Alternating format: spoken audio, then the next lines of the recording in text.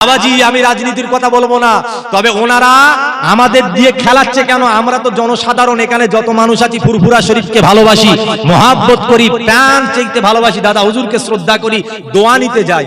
ইদানিং দেখছি আমরা দাদা হুজুরের কাছে দোয়া নিতে যাই, আর দাদা হুজুরের বংশধরেরা তারা পুরোহিতদের কাছ থেকে আশীর্বাদ নেয়।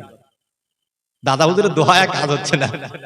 হ্যাঁ, শুধু তাই নয়, সে যা ইচ্ছা তাই করুক, তবে তুমি করবে আর আমাদের উপরে আঙুল তোলাবে কেন?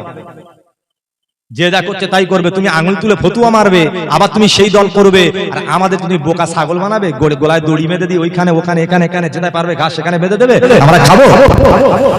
ইতনা বড় গাধা হাম নেই। হ্যাঁ, আমরা এত বড় গাধা নয়, আমাদেরও জুবান আছে, আমাদেরও বিবেক বুদ্ধি আছে, আমরাও বলতে পারি। দেখে যার ইচ্ছা সে দল করবে, রাজনীতি করবে, দেখার দরকার নেই। ভাই ভাই মারামারি করবেন না, বাপ চাচা মারামারি করবেন না, পাড়া প্রতিবেশী দ্বন্দ্ব করবে না। আল্লাহর কসম করে বলি, ওই যে আপনার ওই ভিডিও থেকে আর আপনার ওই যে আপনার ব্লগ থেকে আপনার থানা থেকে এসে আপনাকে বাঁচাতে আসবে না নেতা মন্ত্রীরা।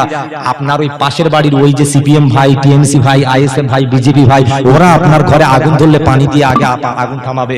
ওরা আপনার হার্ট অ্যাটাক হলে ওরা ছুটে নিয়ে হসপিটালে যাবে। তাই কেউ দ্বন্দ্ব মারামারি ফাসাদ তৈরি করবে না। ওই নেতারা ওরা ঝগড়া লাগিয়ে দেবে, এসি ঘরে বসে বসে মোবাইলে লাইভ দেখবে। দেখেছো ওই একজনের দাঁত ফেটে গেছে, বুঝতে পেরেছেন?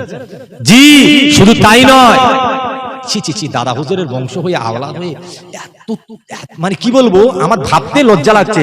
জি, চুলের এমন স্টাইল করেছে, এত স্ট্রেট কাটিং করেছে, সাথে সাথে শুধু তাই না, চেলা পাঞ্জাবি পরেছে, জুব্বা ছেড়ে দিয়েছে, মাথার টুপি ছেড়ে দিয়েছে, ক্যাপ পরে পরে ঘুরে বেড়াচ্ছে। দুদিন বাদে তো তেরে নাম কাটিং চুলটা এখন কেটেছে, আর দুদিন বাদে ওই যে ছেলেরা যে হলুদ হলুদ রং করে ওই করে বেড়াবে।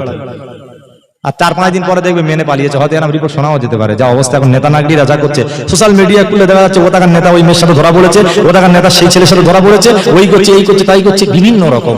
বাবাজি হ্যাঁ, শুধু আমি আপনাদের এটাই বলতে চাই, যে যা করবে করুক, নিজেদের ভ্রাতৃত্ব বজায় রাখবেন। কেউ নিজেদের ভ্রাতৃত্ব নষ্ট করবেন না, নিজেদের পরিচয় নষ্ট করবেন না, নিজেদের শরীরটাকে কলঙ্ক করবেন না, ভাই ভাইয়ের ভিতরে মারামারি ফেতনা ফাসাদ করবেন না।